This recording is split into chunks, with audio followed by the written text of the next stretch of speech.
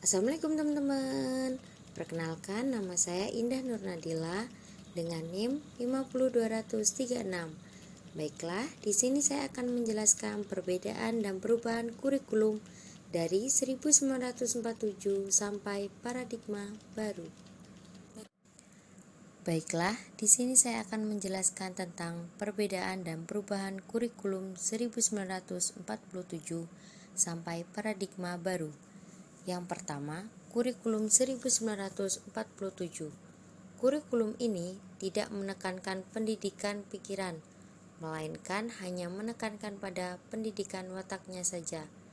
Materi pembelajarannya dihubungkan dengan kejadian sehari-hari pada peserta didik itu sendiri, dan pembelajarannya juga lebih mengarah ke ranah afektif dan psikomotornya saja.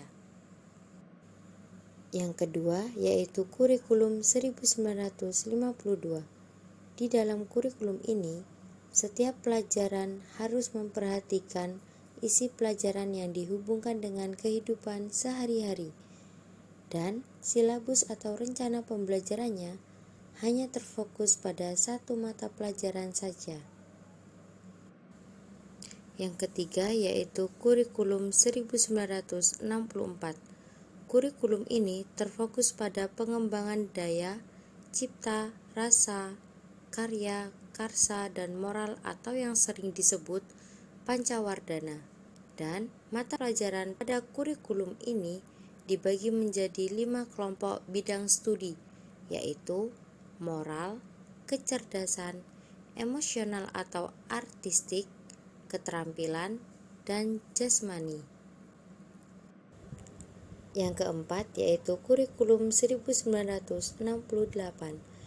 Pada kurikulum ini adanya perubahan dari pendidikan pancawardhana menjadi pembinaan jiwa Pancasila, pengetahuan dasar, dan kecakapan khusus, dengan tujuan membentuk manusia kuat dan sehat jasmani. Dan materi pembelajaran kurikulum ini bersifat teori tanpa melibatkan peristiwanya kehidupan sehari-hari, dan dalam bidang studinya dikelompokkan menjadi 3 kelompok besar, yaitu pembinaan, Pancasila, dan pengetahuan dasar.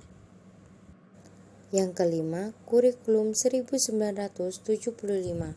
Pada kurikulum ini menekankan kepada efisien dan efektivitas dalam hal daya dan waktu, dan juga menganut pendekatan sistem instruksional yang dikenal dengan prosedur pengembangan sistem instruksional atau PPSI, dan sistem yang senantiasa mengarah kepada tercapainya tujuan yang spesifik, dapat diukur dan dirumuskan dalam bentuk tingkah laku siswa.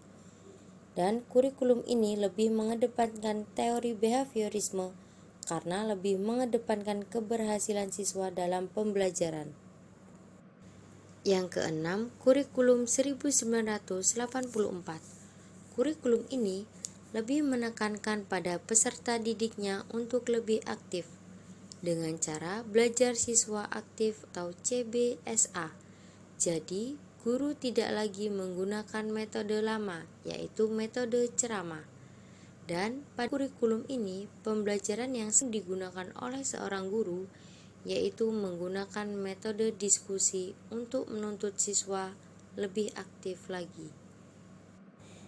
Yang ketujuh, kurikulum 1994. Kurikulum ini bersifat kurikulum inti, sehingga daerah yang khusus dapat mengembangkan pengajaran sendiri disesuaikan dengan lingkungan dan kebutuhan masyarakat sekitar. Pada kurikulum ini terjadi perubahan sistem pembagian waktu pelajaran dari semester ke catur bulan, dan pembelajarannya lebih menekankan pada materi pelajaran yang cukup padat atau berorientasi pada materi atau isi. Yang kedelapan, kurikulum 2004. Kurikulum ini pada umumnya dikenal sebagai kurikulum yang berbasis kompetensi atau KBK, atau sebagai seorang fasilitator. Dan di dalam belajar ada jam belajar yang keseluruhannya 40 jam per minggu, dan mata pelajarannya belum bisa dikurangi. Juga ada penambahan mata pelajaran TIK di SD atau penggabungan mata pelajaran KN dan PS di SD. Yang kesembilan, kurikulum 2006. Di dalam kurikulum ini, tingkat satuan pendidikan atau KTSP berorientasi kompetensi siswa sebagai pusat pembelajaran, dan kurikulum ini lebih menekankan pada pengetahuan atau kognitif. Di dalam kurikulum ini ada penambahan mata pelajaran mulok dan pengembangan diri untuk semua sekolah. Ada perubahan jumlah jam pelajaran, pengurangan mata pelajaran seperti TIK di SD, dan pelajaran KN dan PS dipisah. Di jenjang SD, tematik terpadu untuk kelas 1 sampai kelas 3.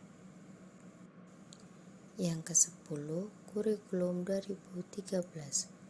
Kurikulum ini disusun dengan mengembangkan dan memperkuat sikap, pengetahuan, dan keterampilan secara berimbang.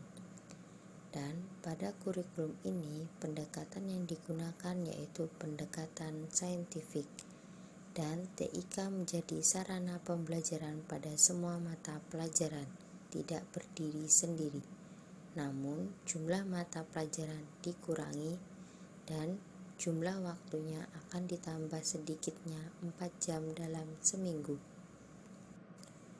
Yang ke-11, kurikulum darurat. Kurikulum ini menjadi salah satu pilihan yang dapat digunakan oleh satuan pendidikan dalam masa pandemi seperti ini untuk melaksanakan pembelajaran jarak jauh atau PJJ untuk di semua jenjang. Yang ke-12, kurikulum paradigma baru.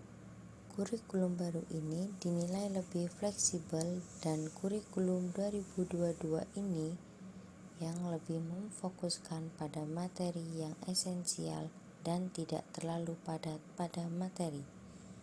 Pelaksanaan pada kurikulum ini yaitu proses pembelajaran dengan pendekatan tematik yang selama ini hanya dilakukan untuk jenjang SD saja.